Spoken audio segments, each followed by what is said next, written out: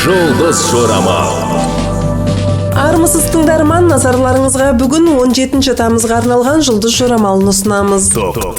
Тоқтылар, жақын адамыңызға сіздің көмегіңіз қажет, оны елеусіз қалдырмаңыз.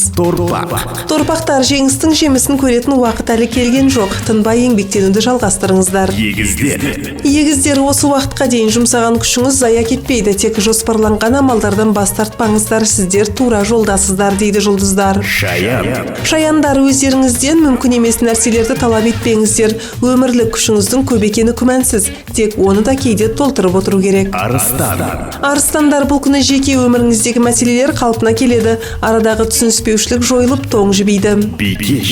Бикештер, мансаптық жолды жаңғыртудың жолдарын іздейтін уақыт, сіздерге арнайы курстардан өту көмегін тигізеді. Таразылар, қазір тәуекелге бастығып, қолда барды тиімді жобаға салып қойған абзал, тек заңгермен кеңесуді ұмытып кетпеңіз. Саршаяндар, сіздерге кез келген қозғалыс, физикалық жүктемелер пайдалы болады, көбірек таза ауаға шығыңыздар.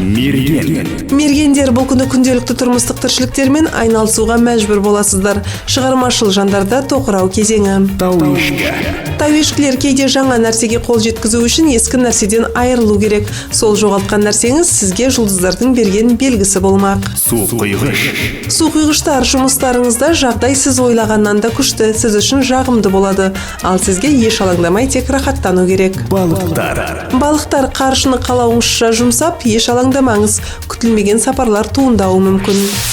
17 тамызға арналған жұлдыз жорамалы осындай, жұлдыздарыңыз жарық болсын. Жұлдыз жорамал.